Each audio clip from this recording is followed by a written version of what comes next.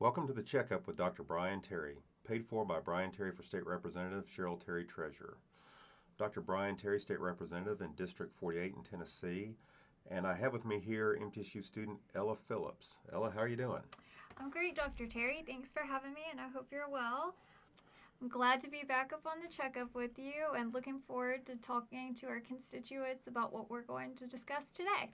So last week we talked about the session preview for 2026, and let's tell our constituents what we have in store for them today.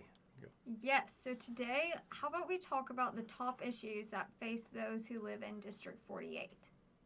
Sounds good, and as luck would have it, we had a survey of the district at the end of 2025 going into the 2026 session, and so we have that information of what is most important to the constituents here in District 48, and so let's get into our topic.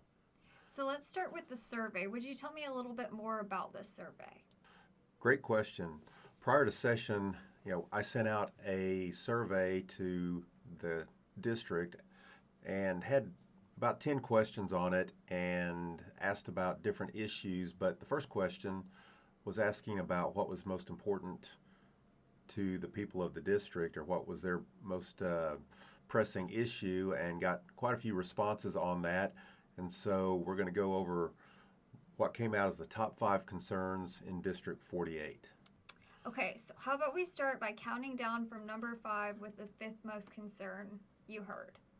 So coming in at number 5 was healthcare. With that being said, what do you think is driving those healthcare concerns?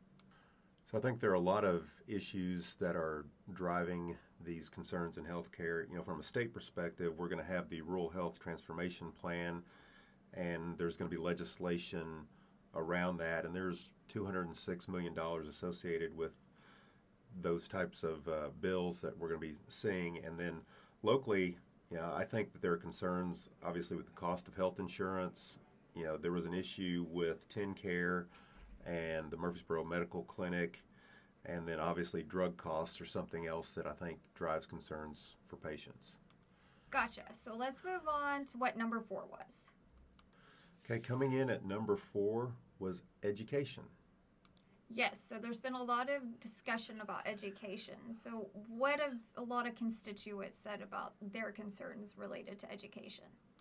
Locally, there are a lot of things that the school board will handle, but at the state level, there's obviously been discussion on school choice, and there was the bill that came through last year, and so the question that we have is whether or not there's going to be an expansion of that school choice program.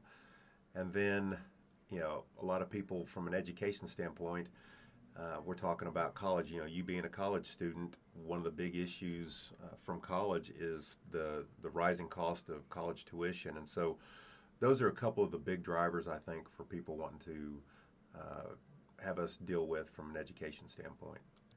Yeah, no, I appreciate that, since that hits close to home for a lot of us, being my age. So let's move into what number 3 was on the list. Yeah, coming in at number 3 was taxes. What areas exactly are you hearing that people are concerned with in the realm of taxes? So obviously, in my district, and me personally, I'm a low tax person, and so there's a lot of discussion on that. We will have a constitutional amendment to prohibit a statewide property tax, and that's something that folks will be able to vote on hopefully the end of this year. I think there is, at the county level, there'll be a bill dealing with a cap on property taxes, such that if there's a need at the local level to raise property taxes, they may have to go through a referendum for that. And then every year there's a discussion about the grocery tax, and so there'll probably be a bill dealing with that, and so we'll see what comes forward this session. So transitioning from taxes, what was the second most prioritized concern? So coming in at number 2 was the economy, and even though gas prices are down and this Christmas season spending was up, people still reported that the economy was in their thoughts, and everybody was still feeling the pinch from all the inflation that we have had. So, from your perspective and what you're hearing, what can the state do to help our economy and preserve that? Obviously, being a business-friendly state, I think that can help with our economy here in Tennessee, and we've fared better than a lot of the other states. And I think as long as we're putting forth policy, and we should see more policy come forth this year that's going to attract more jobs and keep jobs here in Tennessee. And so I think as long as we have that in the forefront, I think we will continue to be on the right track. Okay, so now that we've got through those, what was our number one issue you saw pop up in the survey?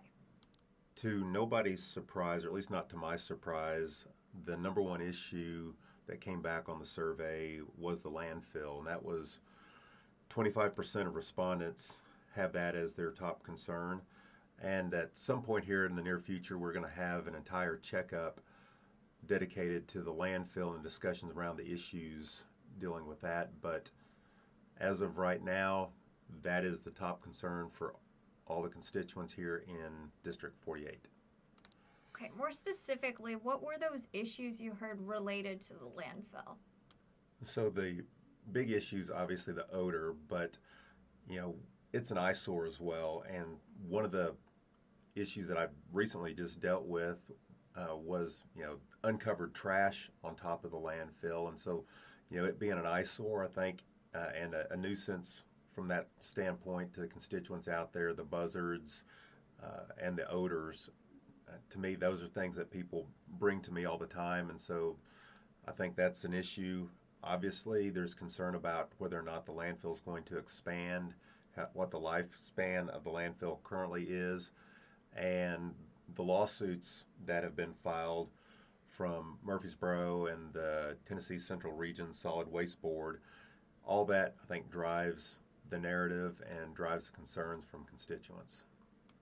Sounds like we're going to have a lot to talk about when we do our episode on the landfill. So now that we know these 5 issues, in keeping with our SOAP note, what exactly is the prescription?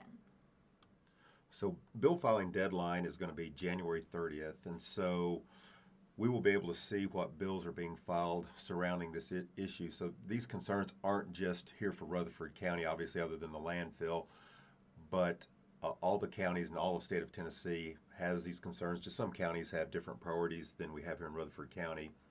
And obviously with bill filing deadline, I'll have a landfill bill or 2 out there. But because of the contracts and current lawsuit and conversations I've had with our attorneys or with the AG's office, sometimes our legislative options out there are a little bit limited. And I'll keep my eye out on other pieces of legislation that other legislators have filed that definitely impact our county and our district, and I'll be co-sponsoring or sponsoring legislation that I think is going to be beneficial for our constituents as well. The next couple of weeks are going to be pretty packed with people scurrying to get their bills filed, and so here at the end of the month we should have a lot more idea of how we're going to address some of these concerns. And for that matter, a lot of times we can file what's called a caption bill, which is kind of a blank bill where we can have a better game plan as you get a little bit more information from other members or from constituents or different industries once we're in session. I think based on the number of respondents, people really appreciated having the space to ask and you hearing them out within the survey. They did, and I appreciate everyone who took the time to respond. My job is to listen first, and then we work at the Capitol to reflect those priorities. Being a self-governance trained individual and legislator, that's what it's about. They always say government closest to the people is most effective, and that is self-government. That is the individual, and so the individual certainly can have an impact on what we do up there. So I do appreciate everybody that has responded and appreciate everybody that has been listening to our checkup. Absolutely. So again, thank you for having me today. And thank you everybody for joining us on the checkup. With Liberty, this is Dr. Bryan Terry.